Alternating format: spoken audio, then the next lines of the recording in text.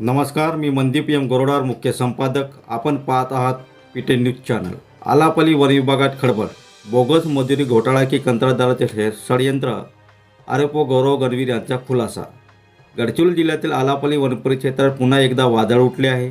Bogus मजुरीच्या नावाखाली घोटाळा झाल्याचे आरोप करत काही कर्मचारी आणि सामाजिक कार्यकर्ते आंदोलन करत आहेत. यामध्ये उपविभागीय वनाधिकारी आरोप गौरव गणवीर यांना लक्ष करण्यात येत आहे. मात्र गौरव गणवीर यांनी पीटे न्यूजला दिलेल्या विशेष मुलाखतीत गंभीर खुलासा केला आहे. आलापल्ली वन परिक्षेत्रातील काही प्रशासकीय कर्मचाऱ्यांनी बोगस मजुरांच्या नावावर खोट्या मजुरी व पगाराच्या अफरातफरीचे आरोप करत नाराजी व्यक्त केली आहे. या प्रकरणात सामाजिक कार्यकर्ते श्री ढोलके यांच्या नेतृत्वात गडचिरोली येथील CCF कार्यालयासमोर निलंबनाची मागणी करत आंदोलन सुरू आहे. दुसरीकडे RFO गौरव गणवीर यांनी या आरोपांना पूर्णपणे फेटाळले आहे. पीटे न्यूजशी बोलताना त्यांनी सांगितले की मी कंत्राटदारांच्या मनमानीला रोखण्यासाठी 3 वेळा नोटीस बजावली होती.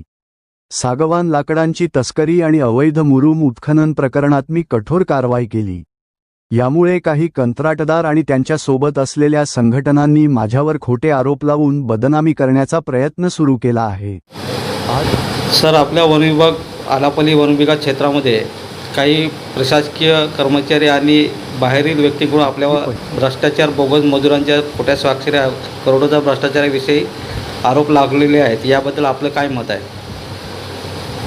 सर्वप्रथम जे आरोप केलेले आहेत हे तथ्यहीन असून बिनबुडाचे आहेत आणि ज्या काही चुकीच्या गोष्टी क्षेत्रीय स्तरावर घडत होत्या त्याच्यावर मी नियंत्रण आणून काही चुकीच्या गोष्टी बंद केलेल्या आहेत आणि सूचना देऊनसुद्धा ज्याचं पालन झालेलं नाही आहे अशांना कारणे दाखवा पाठवलेलं असून त्या सगळ्या चुकीच्या गोष्टीचा जो एकंदरीत माहिती आहे तसा प्रस्ताव आहे त्या पद्धतीने आम्ही वरिष्ठांना पाठवलेला आहे. या सगळ्या गोष्टीमुळे स्वतःची बद्दल काहीतरी गोष्टी लपवण्यासाठी या पद्धतीने आता खोटे आरोप करून दबावतंत्राचा वापर करण्यात येतो. प्रशासकीय कर्मचारी आंदोलन केलेले आहेत, त्या आंदोलनाबद्दल आपलं काय मत आहे? सर्वप्रथम माझं तेच सर्व कर्मचाऱ्यांना आव्हान राहील की आपण शासकीय कर्मचारी आहोत आणि कुठल्याही प्रकारची तक्रार असेल तर त्याची एक योग्य पद्धत आहे, योग्य मार्ग आहे. त्या पद्धतीने तक्रार करून त्याच्यामध्ये जर काही तथ्य असेल तर ते सत्य सामोर येईल. परंतु अशा प्रकारे कुठल्याही गोष्टी करून वन विभागाची तसेच आपले कर्तव्य व जबाबदाऱ्या याच्याकडे दुर्लक्ष करणं हे नियमाला धरून नाही आणि अशा गोष्टीला पुढे थारा दिला जाणार नाही. आम्ही त्यांना ही गोष्ट सांगितलेली आहे आणि हे जे आंदोलन आहे चुकीच्या पद्धतीचं आहे. वरिष्ठ लेवलवर आपण याबद्दल काही म्हणजे अहवाल पाठवलेला आहे का? त्या वरिष्ठ अधिकाऱ्यांचं काय मत आहे? नक्कीच या बाबतीत मागे काही चुकीच्या गोष्टी घडलेल्या आहेत. त्या सर्व अशा कर्मचाऱ्यांना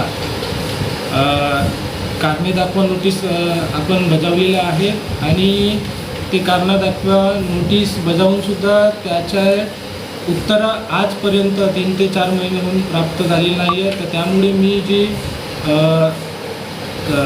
त्याबद्दलची जी माहिती आहे वरिष्ठांना कळवलेली आहे आणि वरिष्ठांद्वारे सुद्धा त्याबद्दल पुढील कारवाई करण्यात येतात. गडचिरोलीमध्ये जो आपल्या वन विभाग आलापल्ली क्षेत्रामध्ये भ्रष्टाचाराविषयी आंदोलन सुरू आहे, त्याबद्दल आपलं काय मत आहे?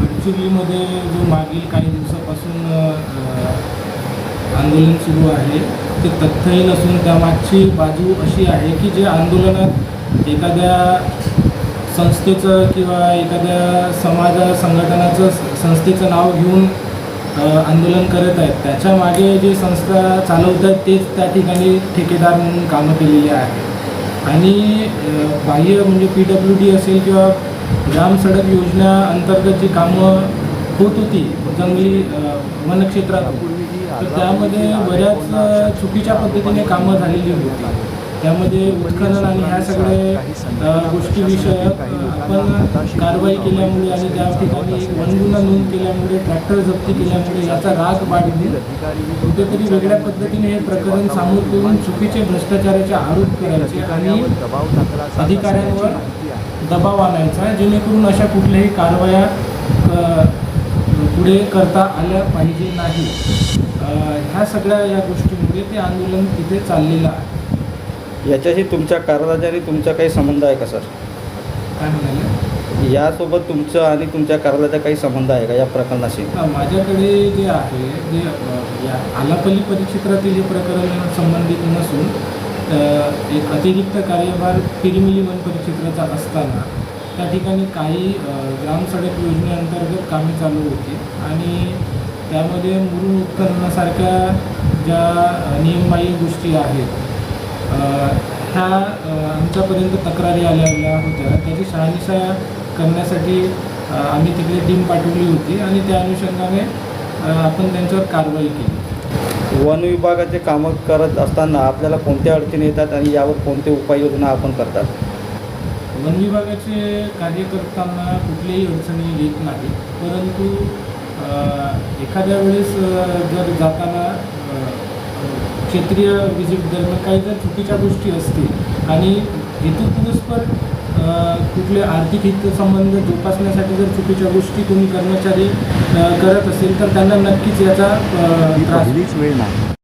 यापूर्वीही आल्लापल्लीतील आरएफओंना अशाच खोट्या आरोपांवर निलंबित करण्यात आले होते. गोपनीय सूत्रांनुसार काही संघटना प्रशासनातील काही लोकांना हाताशी धरून अवैध तस्करी चालवत असल्याचे दिसून येत आहे. अनुसूचित जाती जमातीतील अधिकारी व कर्मचाऱ्यांमध्ये भीतीचे वातावरण निर्माण झाले आहे. प्रत्येक अधिकाऱ्यावर दबाव टाकला जात असल्याची माहिती आहे.